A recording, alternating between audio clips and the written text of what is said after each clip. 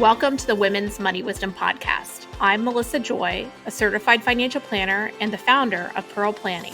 My goal is to help you streamline and organize your finances, navigate big money decisions with confidence, and be strategic in order to grow your wealth.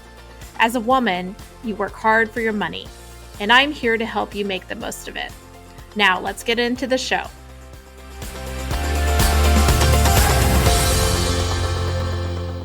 Welcome back to the Women's Money Wisdom Podcast. We've got a special episode today about a fresh, brand new book that is being published all about money and how we make decisions about money together.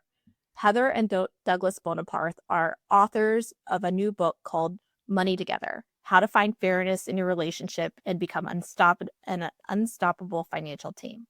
Douglas is the founder of Bonafide Wealth in New York City, and Heather is a recovering corporate lawyer who runs business affairs for the firm. They co-wrote this book through a weekly couples and money newsletter called The Joint Account, and I was thrilled to be interviewed for the book. Welcome to the podcast, Heather and Douglas. Oh, we're so happy to be here, Melissa. I always love chatting with you. Well, congratulations on the book, and Heather is a returning guest to the podcast, so I'll make sure to include the link to her previous episode in the show notes. But you guys have spent the last year on a breakneck race to get this book published. In doing so, you did so much, hard work learning about how to make decisions on money together. Tell me how the idea of this book kind of came to light and how you made it happen. How'd it have?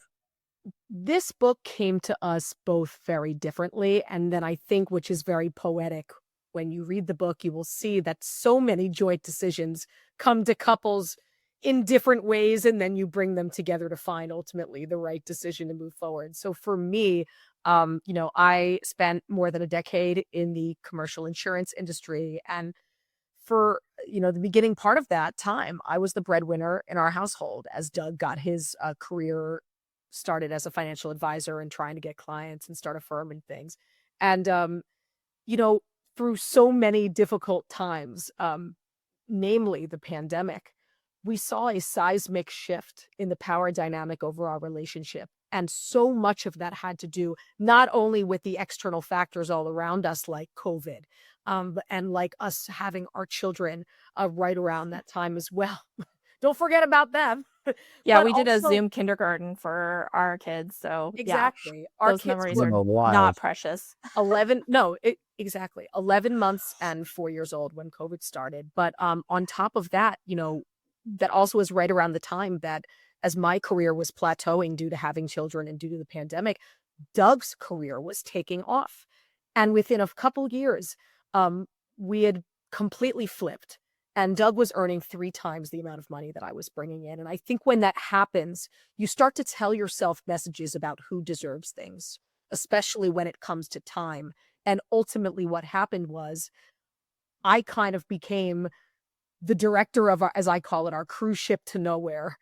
And I became responsible for a lot more of the household responsibilities, the caregiving, while working a full-time job, while moonlighting as Doug's, business consultant for Bonafide Wealth and the firm. And so much of my own agency was lost. And what we found was really interesting was that was right around the time that I stepped away from our family personal finances. Because honestly, it felt like the only thing I wasn't responsible for. And I became very, very interested in this dynamic. Ultimately, how we resolved this was, and we talk about this in the book too. It's not. There doesn't always need to be like this one major thing. It can even be a little thing that's the last straw. I remember that I stepped over a sock for the last time during COVID. I had had enough, and I came to him and I said, "Something's got to change. What we're doing here isn't working. I'm either going to go." This is my time. This is my time again. And we have to figure out what that looks like.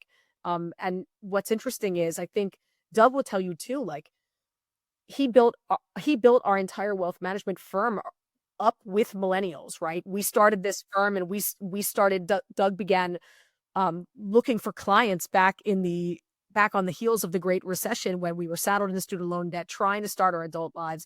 Now we're all in a different phase of our lives. And throughout the last decade, or so. I think he's watched couples sit across the table from him and like see versions of themselves that they want to see, but maybe not the same version that he sees. And so much of that had to do with the way they were communicating about money together. So I think ultimately what led us to this book, I know this is a very long-winded answer, but what led us to this book from different places, me from a personal experience, Doug from a professional experience, to come together and say, there's something that we are missing here. We're not talking about money the correct way in our household, and other couples aren't either. And what can we do to open up the dialogue to create a more equitable household, to create more meaningful, sustainable, equitable partnerships? And that's what led us to this book. Doug, you have anything to add, or did I speak for you?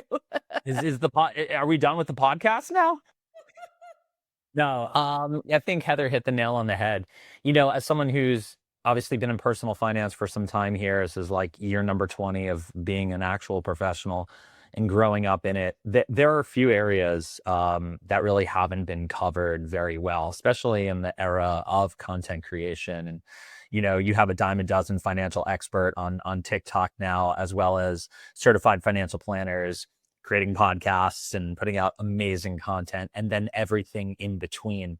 And one area that I noticed, just like back when nobody was focusing on millennials, one area that was not being focused on because it's very hard is couples and money. Dealing with money personally and individually is also very hard, right? When you understand, and through this work, the link between your identity and money, you start to understand why people get so emotional around the topic of money and why it's so personal to them. Ones and zeros and numbers, they don't do anything but stare back at you on a piece of paper.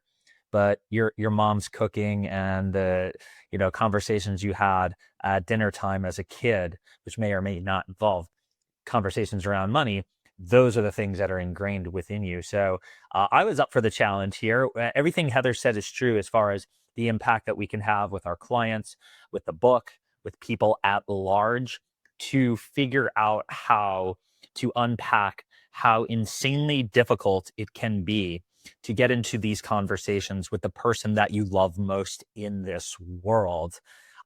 It's not even like, oh, it's hard for one, it's hard for the other. 1 + 1 = 2. It's automatically a 5 or a 6 when you start to realize that both people have lived their lives, or both people have lived a lot of life before they've ever met each other. And now they're forced into reconciling these things and charting a pathway forward together. This is not easy to do, no matter who you are. And Heather's story about how we became distant in our own financial situation during that period of time shows that if it can happen to a couple who's not only had their eye on the ball for most, and we've been together for 20 years, if it can happen to us, this is obviously going to be happening to almost anyone. And it was a real opportunity to address that and put some thought leadership out there from two people, not just one person's point of view. Yeah, I can think back as a financial professional and I have some wins and losses, I would say, when it comes to seeing both people in a financial engagement. Sometimes the quietest person in the room is really has needs that are not being addressed. And in some cases, big decisions that have impacts on identity, self, so many different things. I think of, the decision on who's the main person responsible for childcare or household duty, or who should step back if there's, shifting dynamics or the same dynamics about who the breadwinner is, that have so much. It's not the dollars and cents. Um, it's so much more. And so this is complex. Like, you do need to have a human instinct about talking to the person, not just their wallet. And it takes a lot of experience, I think, to really understand those nuances, and also understand when, maybe you're not hitting the mark and you need to pivot or explore further. You know what I think is one of the easiest things that couples can do is to just be more curious about one another And when you think that, because you're right, it is hard work. And a lot of times this work does require bringing in a professional at a certain point. If you reach a certain impasse, or the financial consequences are serious, but on a baseline level, just be more curious. Well, and I your think book has a resource which involves questions that can help you talk with each other, kind of prompts if you're on a money date. Exactly. Um, so yeah. that's really So helpful. not, and I think that's a really good point because I think most people understand the what, meaning, what's going wrong, and what's not happening. We're not communicating.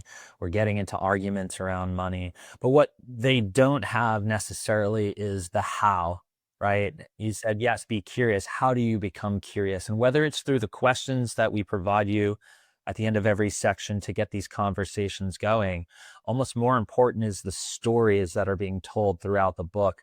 We've interviewed well over 75 couples. And through those stories, we're able to share them with the reader so that there would be the hope of that reader saying, this is me, or this is us. And to be able to grab their partner and say, hey, I want you to read this paragraph, or I want you to read this chapter. It's doing a better job than I could ever do in telling you where I'm at.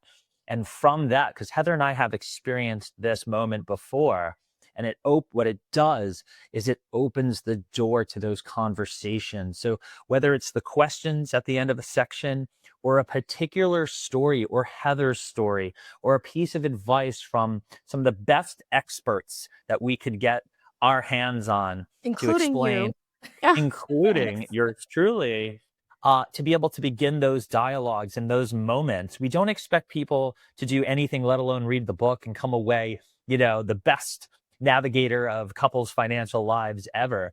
Everything we talk about here today is something that requires consistent work. And it's those first steps that are the hardest.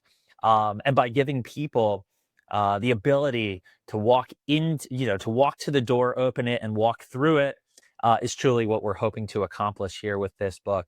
That one moment, I think, is everything. And then if you can go further, you'll find a life of greater fairness and happiness. And I think everybody would want that.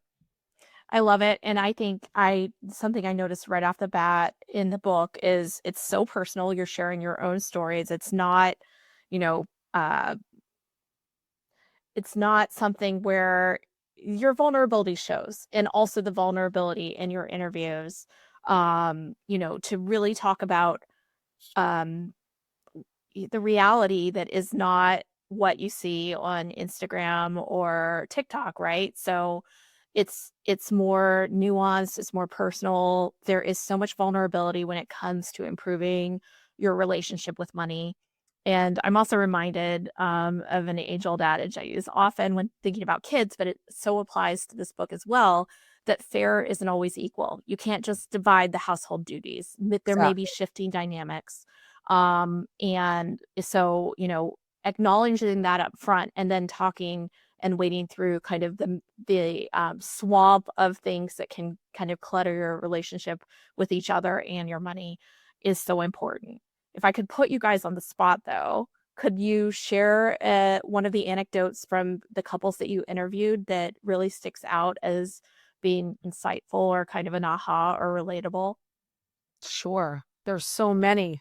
Um, That's what I love about the book. It's just like it it tells it teaches you through telling stories, which is what we are taught is so powerful in the work that we do. So, story first. As our friend Morgan says, best yes, story wins, right, Doug? right. And it's true though. I mean, I think when you look at my one of my personal goals for this book is to engage people in their finances that have not been engaged before. And I wanted to look for new on-ramps to people wanting to care more about what was going on at home and wanting to reclaim that financial agency in their relationship. And I knew the way to do that was going to be through relatability and stories. And for us to go and ask people to be vulnerable and to share what was really going on behind the numbers, right? Because we know the facts, but what are the stories, right? And to ask other people to do that without me being willing to do that myself I always said, like, I promised that I would air myself out first, and I did. So that was kind of the ethos that we took through the book. I think there's, I could give you any number of stories, but I'm going to share one that I think was important because it highlights maybe a not contrarian point, but a different viewpoint that you wouldn't normally like that wouldn't be your gut reaction to it. The way that the experts helped us think about it. We interviewed a couple about getting pregnant and having twins. Ultimately, they had twins, but when they were just starting to talk about having kids, they were just starting to say, okay, I guess we're open to the idea of having kids, like as some people do say, well, we wouldn't be upset if we got pregnant and we had kids. They were at that phase.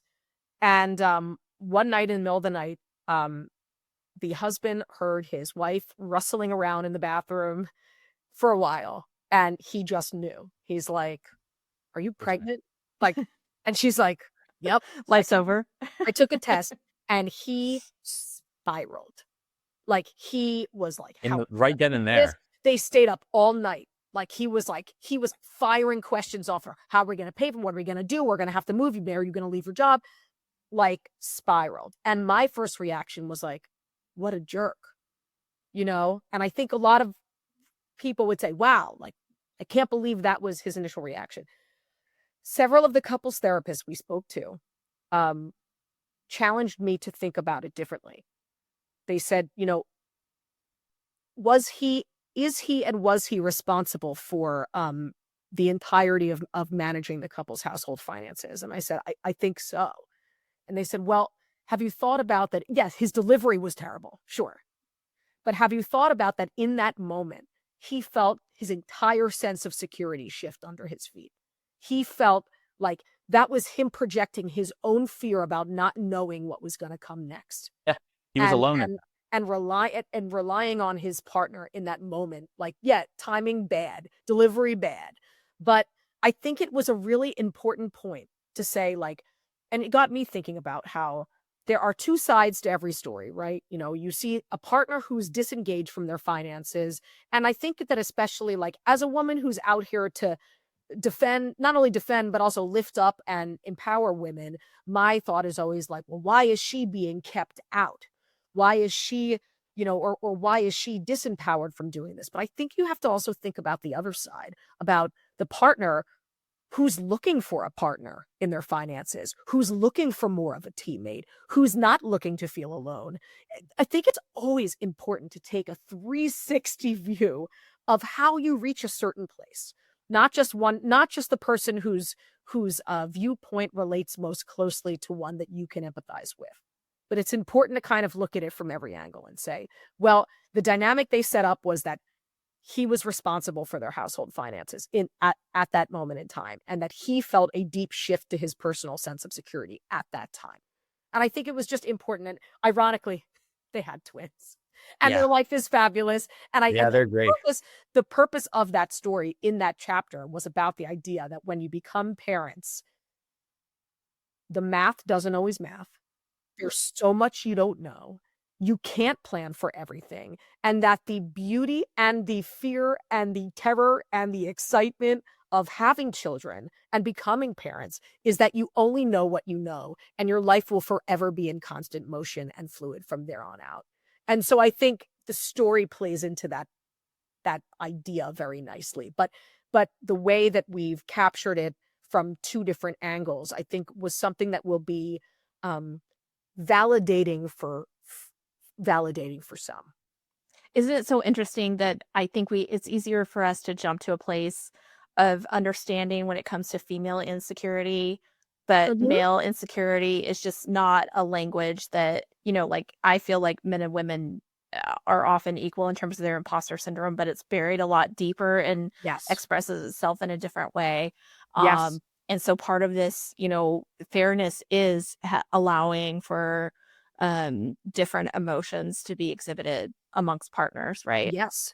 And that's why it came up again in another place in the book where we spoke about a spouse, a man who lost his job, and the difference between when men and women lose their job, and how the research has shown how different how different that plays out in terms of making lifestyle changes in the household, and who Doug, was that the one you were going to? No, I have a different story, but go We on, don't girl. both I need You to want to share hear both. Oh, We've got okay. time Well, for then you both. know what? Then we'll save that. I'll leave a little Easter egg for the listeners for another time. Doug, you can share one. Well, I was going to say, in response to Melissa, this is why the whole first section of the book is about beginnings, and really getting to understand where you come from. It is paramount into understanding why societal societal pressures and the way that we've even today handle money, whether it's the gendering of how household finances are structured. These are things that are hard to escape from. But my story, or the one I liked and wanted to share with you guys, is we had a really awesome opportunity to interview a Super Bowl champion and talk to them about what their life was like in terms of their early days. It's someone we actually went to college with and played for our school's football team, and would go on and play pro and win a Super Bowl, which was super super awesome. And there's like shows out there about basketball wives or football wives, and it's probably not the best look in terms of what it is, but you often kind of have things like that in reality TV, blur the lines of what's really going on. We got to really understand, and this is, I think, in the section on power. Here was a couple that had been together through the very early days when they didn't make. I mean, there were food stamps to feed themselves. Going to an NFL combine only paid you so much money, and if you didn't make the team, you weren't getting paid. They had their first child while in undergraduate, and this entire time, what we saw was his wife being the foundation for this even taking shape. Not only when times were tough, but also when times were great. It's a wonderful demonstration about how shared power, your win is my win is your win, is showed at the highest levels of athleticism. And that can be distilled down to any household. Heather and I, you and your partner, whoever it may be, to adopt this mentality. We saw it with them. And I thought that was one of the best all the stories are amazing, but I thought this was a particularly cool chapter of how you go from humble beginnings and these two really understanding where they came from to employ good teamwork together in the craziest of times, not knowing what apartment you're going to be renting and what city you're going to be living, for this lottery ticket chance that you go pro. And then what? We even follow up after that to understand, well, what happens after, Well, you don't give know, away the whole chapter. I won't. But what happens after, the professional years are gone? And we actually have another, NFL player in there to talk about how these things work, which is super cool to see. What a fascinating, pro athletes give us examples of early retirements, right? Where your identity is so, Exactly. at least Nailed externally, it. enmeshed Yes. in your career, and then everything's different. It serves as a really cool example of, you think about, athletic athletes or or celebrities or whoever, they're just like us. No, but in many ways, they are also not immune to that. You look at all the billionaires out there, and you look at divorce rates amongst billionaires, and you will see that they get divorced at pretty much the same or a little bit higher of a rate than just about everyone else. It's not a how much money you have thing that's taking place here. It's kind of the princess and the pea. When you have wealth, you think that it ameliorates all your issues. And what we know working with people is, that life's and difficulties Life can be happens. actually amplified when there's more money, and some things are obviously eased, but no matter how many, how small the pea is, the mattresses don't help if it's really Yeah. creating irritation. You will hear from another individual in this book who objectively comes from, Manhattan wealth to the nth degree. And we asked him about his relative measurement of wealth. And he says, we owned one brownstone. My friends at school owned the whole block. So here's a guy, who had never needed to worry about a thing in his life, who's comparing himself to people who are 10x his wealth. All of them are 1,000x, wealth of any, median person Which I think roaming, the world. the reason we even make that point in the chapter that we did was to show couples that it's all relative, and that however you felt, whatever your perception was of your circumstances, is what should matter to your partner. Yeah. It's not a race to the bottom of who had life the crappiest. Yeah. Because if you play that game, you're going to build resentment over Yeah. time. You'll crash out. Yeah, understanding your partner's perspective, even though it's not a perspective you would share with them, is, Yes. universally necessary when it comes to relationships, I think. And, I'm a big advocate of couples therapist. If speaking personally, if, you kind of find yourself off track in terms of being able to see and hear each other, because I'm about 10 years older than you guys, I think, because you publicly celebrated a birthday recently, Heather. Very publicly. Sorry. About exactly 10 years older. And, as a middle of Gen X person, it doesn't get easier, even though, people are like, oh my God, I can't wait until I'm not carting the kids around in this way. We can, lead the kids home for a night.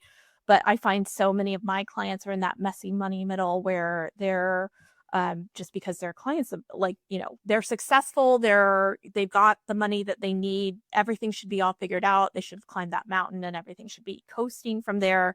And things are complicated. Money sometimes isn't enough, even though, the zeros at the end of the tax return pile up. And so Right. it's so interesting how, there's no off ramp to the work that you need to do on these topics. That's Yeah, one of the great. reasons that we found it so important to talk about power, because I think that people need to understand not only the power that they have, but the things that hold power over them. And it's not just money, it's expectations, it's social influence, Status. Yes. status. It's a lot of things. So that's kind of one of the reasons why we talk about power in the book. So important. So what's next for you guys? Where are you going to take this, other than the bestseller list? That's a great question. I think that one of the exciting things about projects like this is that you might not even really know. I mean, for me, one of the most exciting things is not knowing, I think. 100%. 100%. Now, That's the beauty of business in general, right? I've never had and an a opportunity. day. I've personally never had an opportunity, as someone who spent so much time in corporate law and corporate America. I've Exactly. never had an opportunity to see where my personal hard work and efforts in something entrepreneurial would take me. So the unknown is what is so exciting for me. What I know this book will do for our clients and our practice is improve outcomes within our practice. What I hope the book does is to take that on a broader scale to other, to couples all over the world, is what I hope. But I know it will have a positive impact on our clients at our firm. Yeah. I know it's had a positive impact on my life. I'm excited to continue on with the joint account, our Substack that we write weekly about couples and money, build that community out to be a bit more robust and maybe have some more offerings there now that this book, the bulk of writing this book is behind me. But I think the unknown and the potential for possibilities is endless, really. Well, I can Yeah, tell you something I'm excited about, and then I'll leave space for you, Doug. Sure. I really feel like in our profession, in personal finance books, that female voices are limited, and there aren't often rooms where the power dynamics of voices are, kind of evened out, where there's an even conversation. Certainly, I know many of, the content creators and influencers in our space make sure to, pepper the roster with female guests. And I feel like the there are women like myself who are then trying to, push back by creating a space and an audience for women and, Agree. to catch up in some cases in terms of our level of conversation when it comes to money. But what we really need, and I'm desperate for in the coming decade, is spaces where there's equality in the conversation, where you're each sharing your perspectives, where we're not, kind of keeping the big arena for, whoever has floated to the top based on influence and Agree. algorithms. And then there's this little room if you want the female perspective or, Mhm. fill in the blank for underrepresented communities. And so having an opportunity to talk about personal finance when many, if not most of us, Doug, are working with families that have, multiple members is so powerful and important to me. And, I even wonder, like, should I be talking women's money wisdom or be a female voice that speaks to a broader audience? So thank you for doing that work. Of You know what I think he the way I view it is, and I completely agree with everything you said, and, gender equity out in the workplace, including in the wealth management space, I truly believes begins with couple equity at home. Oh, So yeah. and, so much of that, even when we actually talk about industry stuff, why women are not in those conversations could very well be because some of the men that are part of those conversations are not approaching money this way with their partner at home. And 100% on that. Listen, the stats are the stats. You know what the makeup is and the demographics are of finance at large and personal finance. It skews heavily towards males. We look at the type of thought leadership and content or books that are out there, and they're written for the bros more than you don't see.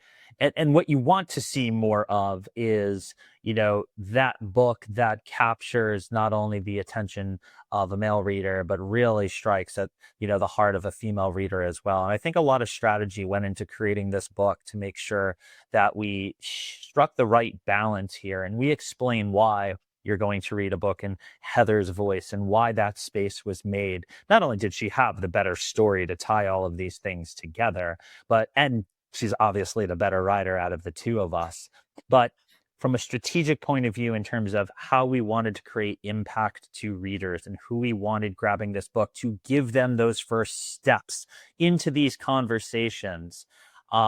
This was all very deliberate. So yes, it's long overdue. And yes, that participation needs to be there. and But we figured we hopefully, yeah, go for it. can I just pat you on I'm gonna pat Doug on the back, and this is important to me as we talk about Ooh. this book specifically with your industry.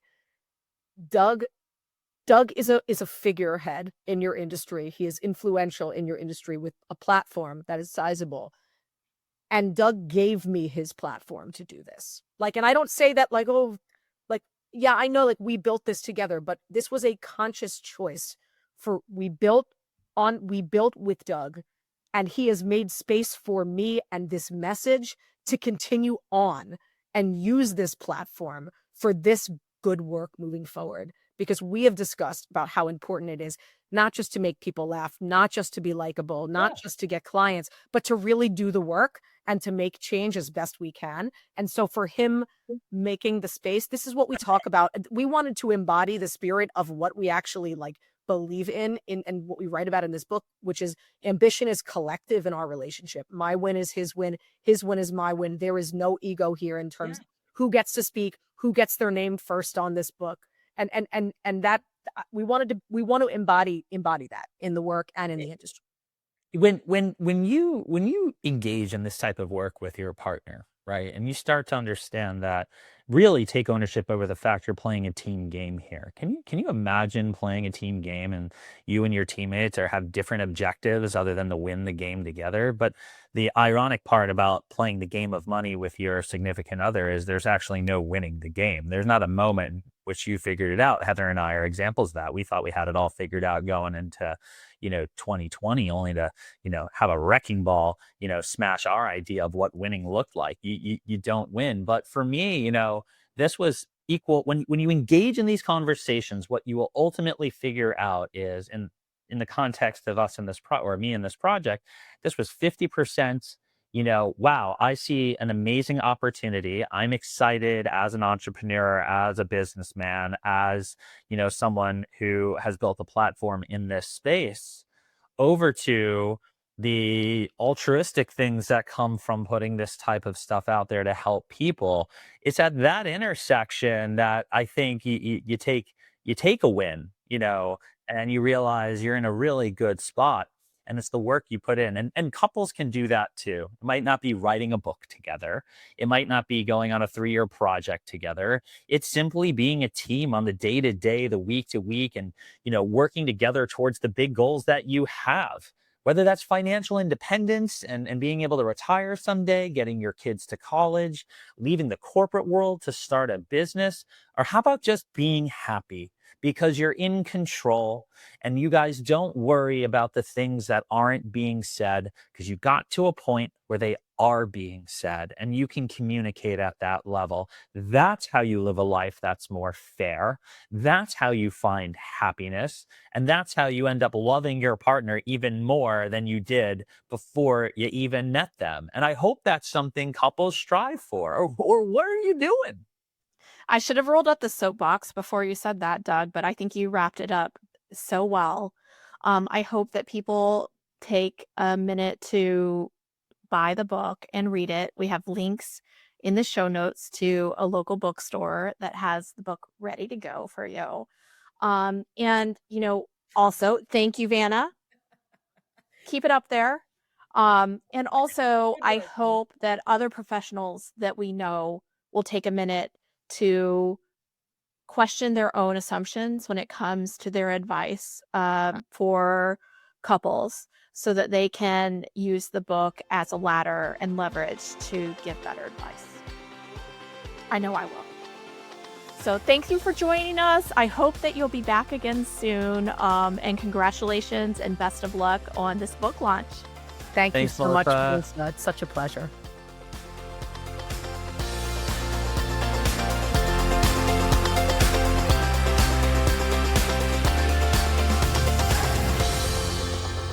Thank you for listening to the Women's Money Wisdom podcast. If you found value in this episode, the best way that you can support the podcast is to forward an episode to a friend or leave a review. Go to proplan.com and the podcast link to get all the resources and links mentioned. This presentation by Pearl Planning is intended for general information purposes only. No portion of this presentation serves as the receipt of or a substitute for personal investment advice from Pearl Planning or any other investment professional of your choosing.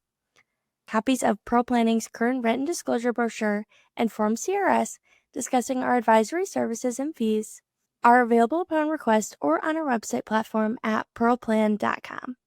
The information that we share is meant to educate and inspire, not serve as personalized financial advice.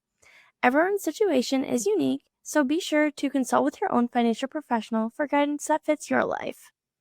And just so you know, the opinions shared in this podcast are Melissa's own and those of her guests. They don't necessarily represent any organizations with which Melissa is affiliated.